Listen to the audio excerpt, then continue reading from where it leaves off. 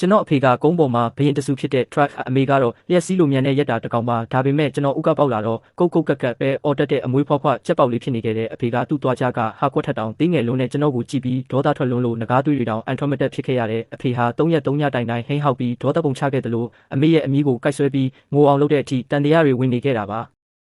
ါအဖေကဘေးအိမ်ကငှက်စောကိုမတင်ကာဖြစ်နေခဲ့တာသူအမဲလိုက်သွားတော့အဲ့ဒီကောင်ကလာပြီးဖောက်ပြန်သွားတယ်လို့ထင်နေတာပေါ့ဒါနဲ့ပဲမိုင်းတရားပတ်လည်မှာရှိတဲ့ငှက်တွေအကုန်လုံးကိုအမွေးနှုတ်ပစ်ခဲ့တယ်ဒါပေမဲ့ဒီလမ်းလျှောက်တတ်တဲ့ချက်ဘယ်ကရောက်လာတယ်လဲဆိုတာသူမစင်စားနိုင်ခဲ့ဘူးနောက်ဆုံးတော့အဖေဟာအရန်ဒေါသထွက်ပြီးအိမ်ကဒိုင်နိုဆောခြေထောက်တစ်ဝက်ကိုဆွဲကမီးတောင်ထဲကိုတစ်ချက်မှလှည့်မကြည့်ပဲဝင်သွားတော့တာပဲအမေကလည်းကျွန်တော်ကိုကြည့်ပြီးဒိုင်နိုဆောမျိုးရိုးအတွက်အဆက်ခွဲတဲ့ကောင်လို့တတ်မှတ်ကတစ်ချက်တည်းနဲ့ကန်ထုတ်လိုက်တာကြောင့်ကျွန်တော်ဟာရှေးဦးတော်နဲ့ကြီးတဲ့ကိုလွင့်စင်သွားခဲ့ရတယ်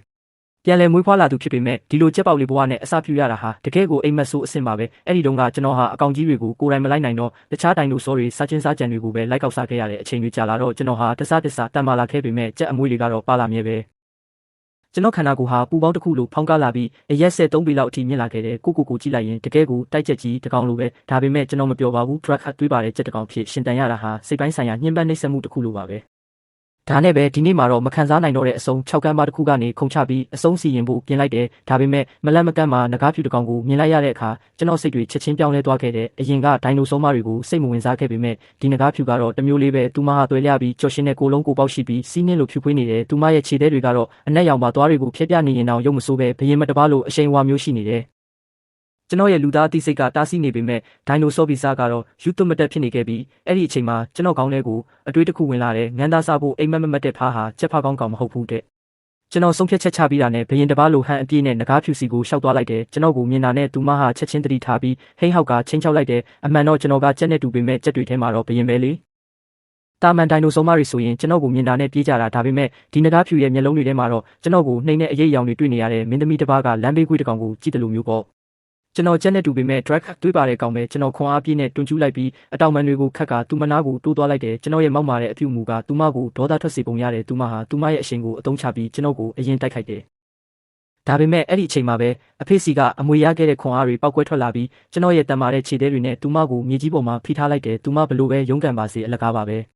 သူမကျွန်တော်အောက်မှာအားကိုးရမယ်ဖြစ်နေတာကိုကြည့်ပြီးကျွန်တော်ရဲ့ချင်းလာတဲ့ခွန်အားချင်းဒီလောက်ကွာနေတာတောင်သူမကအရင်လာတိုက်ရဲသေးတယ်ဒါဟာကိုယ်တည်တွင်းကိုတူးတာပဲမဟုတ်လားဒါပေမဲ့သူမဒီလောက်အထိအသေးအတန်ခုခံနေတာကိုကြည့်ပြီးကျွန်တော်တွေးမိတာတခုကသူမဘာလို့ထွက်မပြေးတာလဲဆိုတာပါပ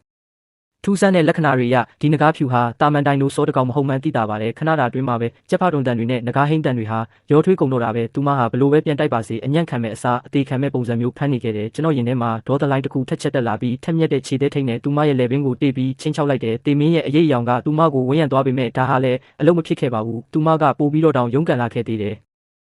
ယ်ဒါပေမဲ့ဒါဟာတန်ရသူစားတဲ့ရှေးဦးကဘာဖြစ်လေတော့အင်အားကြီးမှမှုကသာတခုတည်းသောစီးမြင်ပဲလေတိတ်မကြခင်မှာပဲငကားဖြူရဲ့ရုန်းကန်မှုတွေအားနည်းလာပြီးအသက်ရှူတန်တွေပြင်းလာခဲ့တယ်ကျွန်တော်စိတ်ထဲကနေခိုးရလိုက်ပြီးခန္ဓာကိုယ်ကိုအနှဲငယ်ပြင်လိုက်မိတယ်အကြာကြီးထိန်းချုပ်ထားခဲ့ရတဲ့စိတ်အာတုံတွေဟာစူပွက်လာပြီးနောက်ခဏအကြာမှာတော့ကျွန်တော်တကိုယ်လုံးတုန်ခါသွားခဲ့တယ်သွားပြီး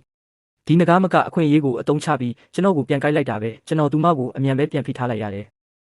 စိတ်ထဲမှာတော့နည်းနည်းတော့အနေခက်တာပေါ့ကြက်အနွယ်ဝင်တွေအတွက်တော့ဒါဟာတဘာဝပဲလို့ကိုပြန်ဖြေသိမ့်လိုက်ရတယ်ကျွန်တော်သူမကိုဖြည်းဖြည်းချင်းလှုပ်ပေးလိုက်တယ်ငကားဖြူဟာချက်ချင်းထမလာပဲခဏကြာမှတုံတုံချီနဲ့ track တယ်သူမကတိုက်ခိုက်မဲ့ဟန်ပန်ကိုမဖြတ်သေးဘူးသူမရဲ့ခေါင်းမာမှုကကျွန်တော်ကိုတကယ်ကိုကောင်းခဲစေပါတယ်သူမကကျွန်တော်ကိုတကယ်ပဲစက်တိုက်အောင်မလားကျွန်တော်စမ်းတက်တဲ့အနေနဲ့နောက်ကိုနှစ်လန်းဆုပ်လိုက်တော့သူမကဟိန်းဟောက်ပြီးရှေ့ကိုနှစ်လန်းတိုးလာတယ်သူမဟာတကယ်ကိုဆွဲနာပဲကြီးတဲ့တတဝါပဲကောင်းပြီလေမင်းကဒီလောက်တောင်တိုက်ချင်နေမှတော့ငါနောက်ပဲလိုက်ခဲ့တော့လို့ပြောပြီးကျွန်တော်ရဲ့နေမြေဘက်ကိုဥတီထွက်ခွာလာခဲ့တယ်နောက်ရက်အနေငယ်မှာတော့ဒီငကားဖြူဟာကျွန်တော်နောက်ကိုတကောက်ကောက်လိုက်နေတော့တာပဲအင်အားလေးနည်းနည်းပြန်ပြေးလာတာနဲ့ကျွန်တော်ကိုအနောက်ကနေချောင်းတိုက်တော့တာပဲရလက်ကတော့ရှင်းပါတယ်ကျွန်တော်ကပဲအမြဲတမ်းသူမကိုပြန်ဖိထားနိုင်ခဲ့တာပေါ့ကျွန်တော်ဝက်ဝင်ကြီးတကောင်ကိုဖမ်းမိလို့အသားအများစုကိုစားပြီးသူမအတွက်အသားတစခြံထားပေးခဲ့တယ်ဒါပေမဲ့ဒီကောင်းပါတဲ့အကောင်ကကျွန်တော်ပေးတဲ့အစာကိုလုံးဝလက်မကြည့်ပဲပုတ်တင်ညိုလေးတွေကိုသာရှာစားနေခဲ့တယ်ဒီလိုနဲ့တိုက်လိုက်ဆုပ်လိုက်နဲ့ကျွန်တော်နယ်မြေတဲကဂူကြီးတစ်ခုစီကိုရောက်လာခဲ့ကြတယ်ဒီကောင်းပါတဲ့အကောင်လေးအတွက်ကျွန်တော်ကအနီးအနားမှာတန်ရှင်းတဲ့ကြောက်ကူလေးတစ်ခုအထူးရှာပေးခဲ့တယ်ကျွန်တော်ကတာဝန်မဲ့တဲ့ချက်ဖမျိုးမဟုတ်ဘူးလေဖြစ်ပြီးတာတွေဖြစ်ကုန်ပြီဆိုတော့ကျွန်တော်တာဝန်ယူရမှာပေါ့ခေါင်းခဲစရာတစ်ခုလည်းရှိတာကဒီငကားဖြူဟာအတော်လေးကိုခေါင်းမာလွန်းတာပဲသူမမှာဥတွေပါနေချိန်မှာတော့ကျွန်တော်ကိုဆက်တိုက်နေရင်1 byte ထဲကဥလေးတွေထိခိုက်ကုန်မှစိုးရိမ်မိတယ်6ရက်မြောက်နေ့မှာတော့ကျွန်တော်ကူဝမှာအေးစစ်စစ်နေပူစားလုံးနေတော့သူမတနေကုန်ပုံမလာတာကိုတတိထားမိလိုက်တယ်တန်တရားစိတ်နဲ့သူမရဲ့ကူရှိကိုတွားကြည့်လိုက်တော့အတွင်းထဲကနေတတိပေးတဲ့ဟိန်းတန်တစ်ခုထွက်လာတယ်ကျွန်တော်ကတိုက်ခိုက်ဖို့ပြင်လိုက်ပေမဲ့သူမအပြင်ကိုပြေးထွက်မလာဘူးတေချာကြည့်လိုက်တော့သူမဟာတိုက်ခိုက်မဲ့ဟန်ပြင်ထားပေမဲ့မျက်လုံးတွေထဲမှာတော့စိုးရိမ်စိတ်တွေပါနေပြီး1 byte ကလည်းအနှဲငယ်ဖောင်းကြွနေတာကိုတွေးလိုက်ရတယ်ဒါဟာဒိုင်နိုဆောတွေဥရောမဲ့လက္ခဏာပဲ သူမမှာတကယ်ပဲကိုဝင်ရှိနေပြီလားကျွန်တော်ရဲ့စိတ်ဓာတ်တွေချက်ချင်းတက်ကြွသွားပြီးသူမအပေါ်ထားတဲ့အကြည့်တွေကလည်းနူးညံ့သွားခဲ့တယ်ငကားမတွေဟာဥခါနီးရင်အရန်ကိုထိခိုက်လွယ်တက်ပြီးအထီးတွေကိုမောင်းထုတ်တတ်ကြတယ်အဲ့ဒါကြောင့်ကျွန်တော်သူမကိုထပ်ပြီးမနှောက်ယှက်တော့ဘူးကျွန်တော်ထွက်သွားတာကိုမြင်တော့ငကားဖြူဟာသူမရဲ့ဝမ်းပိုက်ကိုရှုပ်ထွေးတဲ့အကြည့်တွေနဲ့ငုံကြည့်နေရှာတယ်သူမရဲ့မျက်လုံးတွေထဲမှာပထမဆုံးအကြိမ်ဖြစ်နူးညံ့တဲ့အတိညာအရေးရောင်တွေပေါ်လာခဲ့တယ်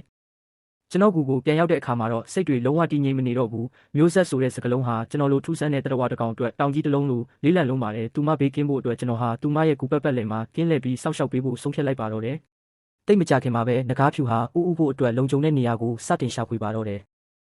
ကျွန်တော်လည်းသူမနောက်ကိုတိတ်တဆိတ်လိုက်ကြည့်နေရင်နောက်ဆုံးမှာတော့အတော်လေးကိုလုံခြုံတဲ့ကြောက်ဆောင်ကြကအကြောင်းတစ်ခုကိုသူမရွေးချယ်လိုက်တာတွေ့ရတယ်၃ရက်အကြာမှာတော့ကျွန်တော်ဒိုင်နိုဆောခြေထောက်တစ်ဝက်ကိုဆွဲလာပြီးအဲ့ဒီအကြောင်းသားမှာချပေးကခက်လန်းလန်းကနေပုံကြည့်နေခဲ့တယ်ငကားဖြူထွက်လာပြီးအနံ့ခံကြည့်တယ်ပြီးတော့သူမဟာအဲ့ဒီအသားကိုမိုင်ပေါင်းများစွာဝေးတဲ့မြကန်းသားစီထိဆွဲသွားပြီးလွှင့်ပစ်လိုက်တယ်